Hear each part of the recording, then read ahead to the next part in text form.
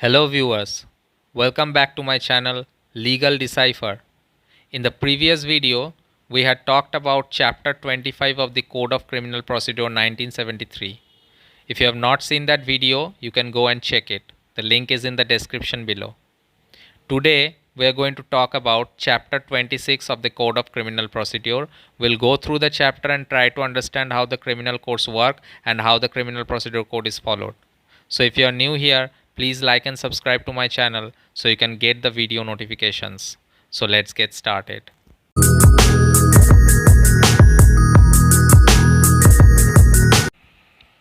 So today we are going to talk about chapter 26 of the Code of Criminal Procedure.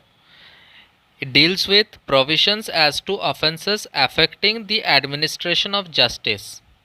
So this chapter deals with the provisions that are enacted against the offences that affect the administration of justice. So if the administration of justice is affected by any offense, then how those offenses will be dealt with, the provisions regarding that procedures are mentioned here.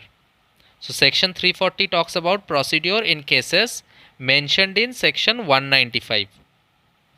So it says that when upon an application made to it in this behalf or otherwise, any court is of the opinion that it is expedient in the interest of justice that an inquiry should be made into any offence referred to in clause B of subsection 1 of section 195, which appears to have been committed in or in relation to a proceeding in that court, or as the case may be, in respect of a document produced or given in evidence in a proceeding in that court. So the procedure that is mentioned in section 195 is dealt with in section 340. So upon an application that is made in that behalf before any court, and that court is of the opinion that it will be expedient in the interest of justice that an inquiry should be made into such offence, and for that purpose, that is written in section 195 subsection 1 clause B, if it appears that the offence have been committed in or in relation to a proceeding in that court. So the offence is related to a proceeding in that court, as the case may be, in respect of a document produced or given in evidence. So in that case, the court may, after such preliminary inquiry as it thinks necessary to do, is done. Then after that inquiry is held, after such preliminary inquiry has been held, the court will record a finding to that effect as to what he found. It will make a complaint thereof in writing. So a complaint will be made in writing thereof and send it to a magistrate of the first class having jurisdiction. So he will first record a finding, make a complaint, and then send it to the magistrate of a first class who has the jurisdiction, and take sufficient security for the appearance of the accused before such magistrate. So he will also take security from the accused that you will appear before such magistrate to whom I am sending this inquiry. Now, if the alleged offence is non-bailable, only in that case the security will be taken from such accused. And if the court thinks that it is necessary to do so, then he may send the accused in custody to such magistrate. So first he will be taken into custody and then he will be sent to the magistrate. And also bind over any person to appear and give evidence before such magistrate. So that court can also bind any person to appear before such magistrate and give evidence. Now the power that is conferred on a court by subsection 1 in respect of any offence may, in any case where that court has neither made a complaint under subsection 1 in respect of the offence nor rejected an application for the making of such complaint. So where there is no complaint made or not rejected, then in those cases it will be exercised by the court to which such former court is subordinate within the meaning of subsection 4 of section 195. So we have already read about it. There is nothing more that is said here. A complaint made under this section shall be signed, where the court making the complaint is a high court, by such officer of the court as the court may appoint. So where the complaint is made under this section, then it will be signed by the court who is appointed by such high court, or in any other case by the presiding officer of the court, or by such officer of the court as the court may authorize in writing in this behalf. So it will be either the officer of the court that has been designated by the high court in that behalf, or in any other case by the presiding officer of the court, or by such officer of the court as is authorized in this behalf. Now in this section the court has the same meaning as in section 195. Let's move on to section 341 that talks about appeal. So it says that any person on whose application any court other than a high court has refused to make a complaint under subsection 1 or subsection 2 of section 340. So either the case is that a person on whose application any court that is not a high court, so any court that is below the rank of a high court, has refused to make a complaint under subsection 1 or 2 of section 340, or against whom such a complaint has been made by such court, may appeal to the court to which such former court is subordinate within the meaning of subsection 4 of section 195, and the superior court may thereupon, after notice to the parties concerned, direct the withdrawal of the complaint, or as the case may be, making of the complaint with such former court might have made under section 340, and if it makes such complaint, the provisions of the section shall apply accordingly. So what does section 341 talk about? It talks about appeals. So where the order is of a refusal against any person on whose application the court other than a high court has refused to make a complaint under this section, that is section 340 subsection 2 or subsection 1, or against whom a complaint has been made by such court, then these two persons may appeal to the court to which such former court is subordinate to.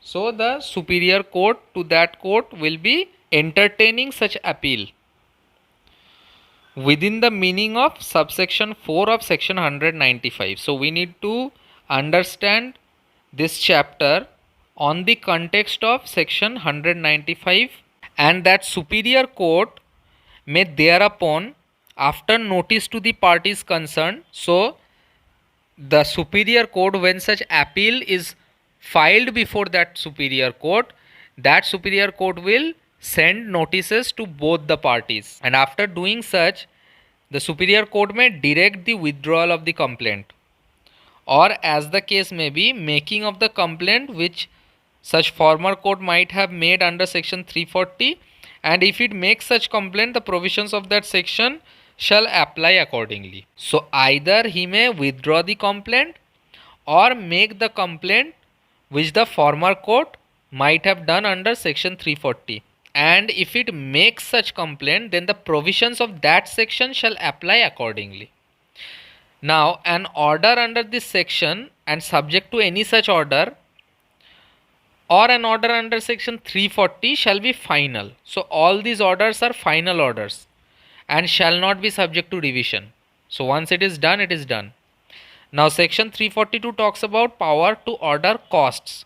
So any court dealing with an application made to it for filing a complaint under section 340 or an appeal under section 341 shall have power to make such order as to costs as may be just. So the courts have the power to deal with an application that is made for filing a complaint or an appeal, as we have read in the previous two sections, and along with that the court shall also have the power to order regarding costs as to allow or disallow them. Now Section 343 talks about procedure of magistrate taking cognizance. So, a magistrate to whom a complaint is made under section 340 or 41 shall, notwithstanding anything contained in chapter 15, proceed as far as may be to deal with the case as if it were instituted on a police report. So, the nature of dealing such case will be similar to that of a case that was instituted by a police report. Now, where it is brought to the notice of such magistrate or of any other magistrate to whom the case may have been transferred, that an appeal is pending against the decision arrived at in the judicial proceedings out of which the matter has arisen. So, whether any party is able to show the court, that magistrate, that there is an appeal pending from such decision, then the magistrate, if it thinks fit, at any stage will adjourn the hearing of the case until such appeal is decided. Now let's move on to section 344 that talks about summary procedure for trial for giving false evidence. So it says that if at any time of delivery of any judgment or final order after disposing of any judicial proceeding, if a court of sessions or magistrate of the first class expresses an opinion to the effect that any witness appearing in such proceeding had knowingly or willfully given false evidence or had fabricated false evidence with the intention that such evidence should not be used in such proceeding. So what happens is that if a magistrate or a court of sessions finds out that there was a person who appeared as a witness in a case and he had knowingly or willfully given false evidence, or he has fabricated any false evidence with an intention to use such false evidence in such proceeding as to manipulate it, then it or he may, if satisfied that it is necessary and expedient in the interest of justice that the witness should be tried summarily for giving or fabricating false evidence, take cognizance of the offence. So that magistrate will, if he thinks fit that it is for the expedient interest of justice, he may try that witness summarily for such giving or fabricating of false evidence, and that court will take cognizance of the offence after giving the offender a reasonable opportunity of showing cause. So a reasonable opportunity will be given to the offender as to file a show cause before that magistrate, that why he should not be prosecuted on such grounds of giving false evidence or fabricating false evidence, and after that cognizance will be taken of the offence. Now try such offender summarily and sentence him to imprisonment for a term which may extend 3 months. So that person, if found guilty, will be sentenced to imprisonment for a term which may extend to 3 months, or fine which may extend to 500 rupees, or with both. Now in every such trial, the court shall follow as nearly as may be practicable the procedure prescribed for summary trials. So in this case, the trial will be a kind of a summary trial, and the procedures of summary trial will be followed. Now nothing in this section shall affect the power of the court to make a complaint under section 340 of the offence where it does not choose to proceed under this section. So if the court chooses not to proceed under this section, so this section will not be disturbing the provisions of the power of a court to make complaint under section 340. Now where after any action is initiated under subsection 1, then it is made to appear to the court of sessions or magistrate of the first class that an appeal or an application for revision has been preferred or filed against the judgment or order in which the opinion referred to in that subsection has been expressed. So what happens if the court of sessions or the magistrate of the first class comes to know about an appeal or an application for revision that has been preferred or filed against such judgment or order in which the opinion that is referred to in subsection has been expressed, then in that case the further proceeding of the trial shall be stayed until the disposal of the appeal or the application for revision. So we all know that it is always dealt like this, that whenever an appeal is preferred for, or a revision is preferred for, then the original suit is stayed for that purpose, and the appeal or revision is decided on a primary basis. And after such decision, the lower court will work as per such order of the higher forum. Now, as the case may be, thereupon the further proceedings of the trial shall abide by the result of the appeal or application for revision. Now, let's move on to section 345. It talks about procedure in certain cases of contempt. So, when any such offense as is described in section 175, 178, 179, 180 or section 228 of the Indian Penal Code is committed. So, where any of these offenses that come under Indian Penal Code is committed, or if it is committed in presence of any civil, criminal or revenue court, then the court may cause the offender to be detained in custody and may at any time before the rising of the court on the same day take cognizance of the offence.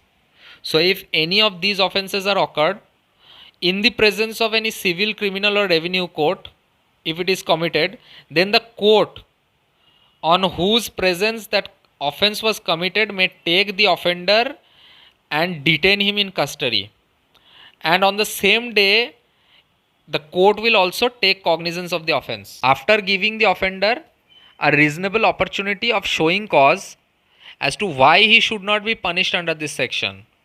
So an opportunity for showing cause is always provided to the offender, and if the court thinks necessary, then that offender may also be sentenced the offender to fine not exceeding 200 rupees. So in this case, if the offender is found guilty even after filing a show cause, then the punishment will be a fine that won't be exceeding 200 rupees. So it will be a maximum of 200 rupees, and in default of the fine, to simple imprisonment which may extend to 1 month unless such fine be sooner paid.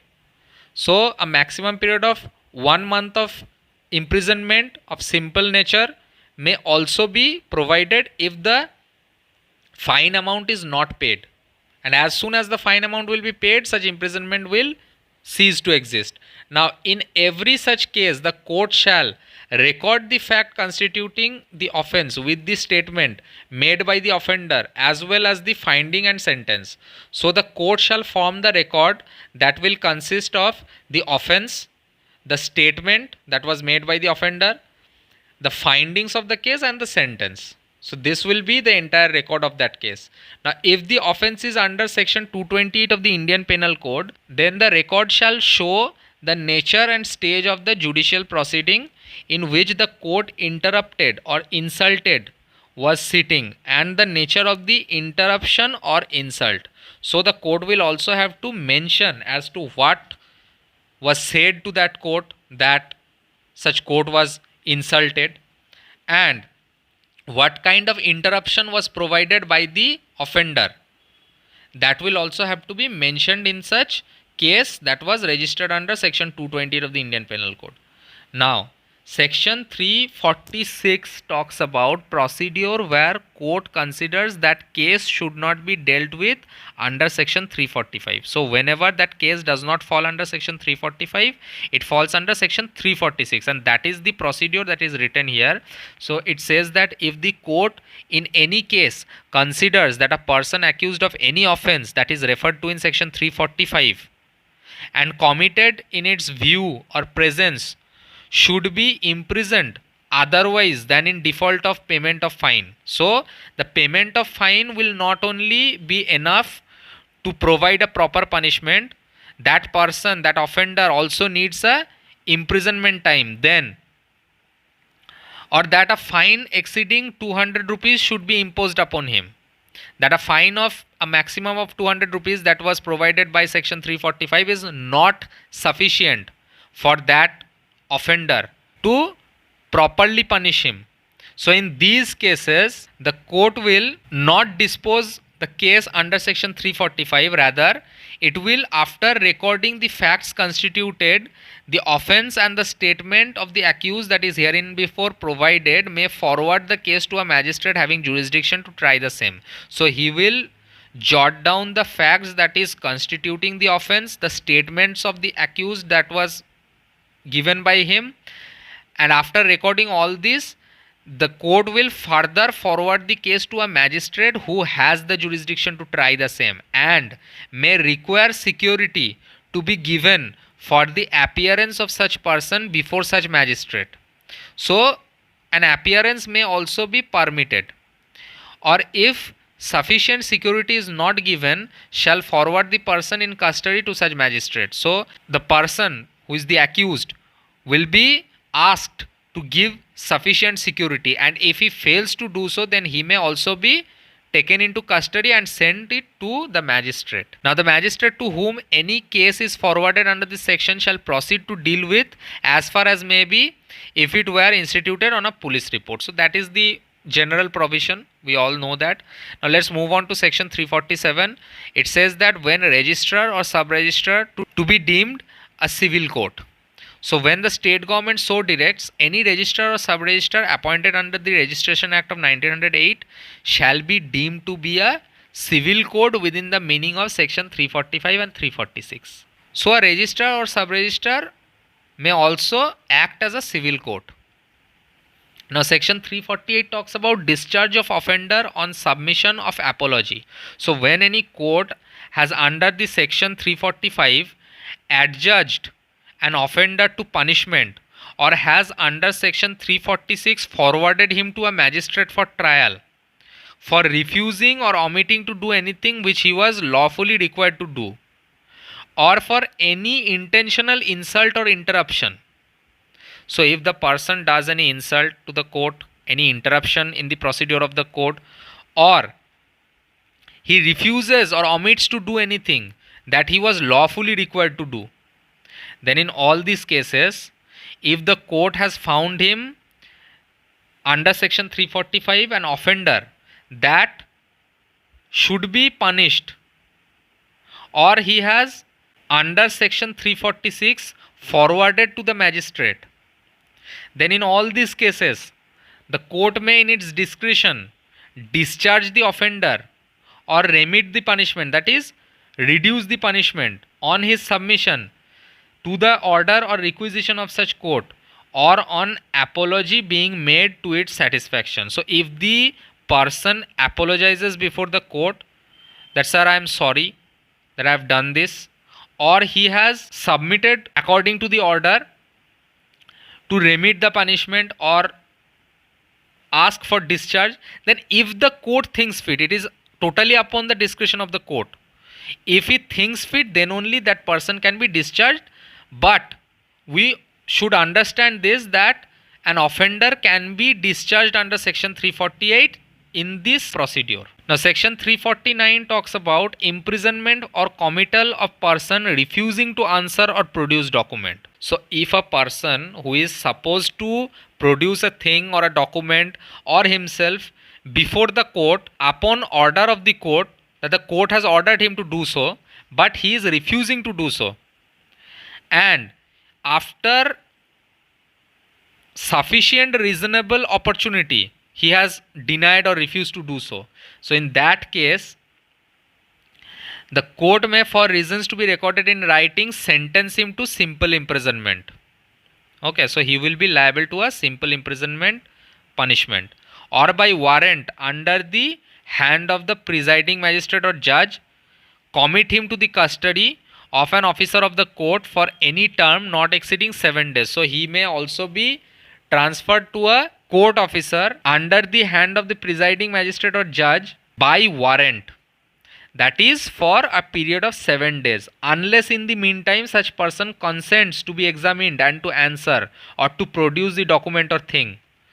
So if the person has refused to do so, then this will be the procedure, and in the meantime of those 7 days, if he agrees that yes, I will answer to the questions that are put forward to me on my examination, or I will produce the document or the thing that is asked, and in the meantime of such refusal he will be dealt with according to the provisions of section 345 or 346. Now section 350 talks about summary procedure for punishment for non-attendance by a witness in obedience to summons. So when a witness is summoned by a court for attendance before it, if he does not attend before it, so that non-attendance will attract a punishment. So that punishment will be given to that witness in a summary procedure. That is what section 350 talks about. It says that if any witness being summoned to appear before a criminal court, and he is legally bound to appear at a certain place and time in obedience to that summon, and without just excuse he neglects or refuses to attend that place or time, or departs from the place where he has to attend before the time at which it is lawful for him to depart. So say for example he was called before the court at 10 a.m. in a particular date. So if that person does not appear before that court on that particular date and time, or if he appears in the court at 10 a.m. and then at 10:30 a.m. when he sees that his case is not dealt with, he leaves at 10:30 a.m.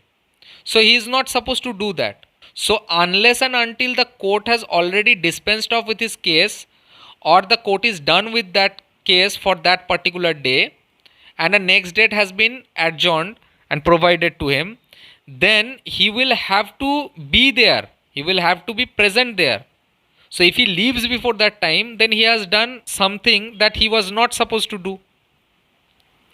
So in all those cases, if the court thinks that it is expedient in the interest of justice that such a witness should be tried summarily for that particular offense of non-attendance or leaving before his designated time, then the court may take cognizance of the offense, and after giving the offender an opportunity of showing cause why he should not be punished under this section, sentence him to a fine not exceeding 100 rupees. So he will be fined for 100 rupees. Now, in every such case, the court shall follow as nearly as may be practicable the procedure prescribed in summary trial. So it will be dealt in a summary procedure. Now, section 351 talks about appeals from convictions under section 344, 345, 349 and 350. So in all these four cases, an appeal may also lie from a conviction. So any person who is sentenced by any court other than a high court under these sections may appeal to the court to which decrees or orders made in such court are ordinarily appealable. So the appeal will lie before that forum before whom all the other appeals or revisions are filed from that lower court who has passed that order. Now the provisions of chapter 29 shall, so far as they are applicable, apply to appeals under these sections, and the appellate court may alter or reverse the finding or reduce or reverse the sentence appealed against. So the appellate court has the power to try all such appeals, and that appellate court may also reverse the finding or reduce the sentence. Now an appeal from such conviction by a court of small causes shall lie to the court of sessions for the sessions division within which such court is situated. So all the convictions that are made by the small causes court shall lie before the court of sessions. So court of sessions is the appellate court for court of small causes. Now an appeal from such conviction by any registrar or sub-registrar deemed to be a civil court by virtue of a direction issued under section 347 shall lie to the court of sessions for the sessions division within which the office of such registrar or sub-registrar is situated. So an appeal from conviction by any registrar or sub-registrar who was acting like a civil court by the virtue of section 347, then the appeal will lie to the court of sessions for the sessions division under which such register or sub-register is situated. Now let's move on to the last section of this chapter that talks about certain judges and magistrates not to try certain offences when committed before themselves. So there are certain judges and magistrates that will not try any offence that is specified here when these offences are committed before that courts. That means before those judges or those magistrates.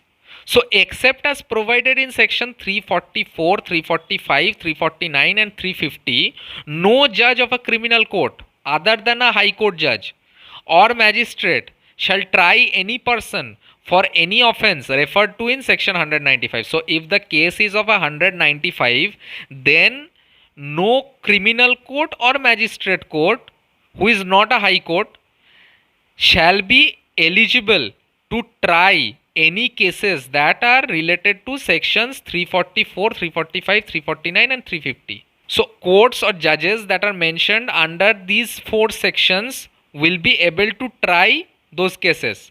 No other judges or criminal courts shall try such persons for any offences referred to in section 195. So that's all in this video. If you like my videos, then don't forget to smash the like button and subscribe to my channel.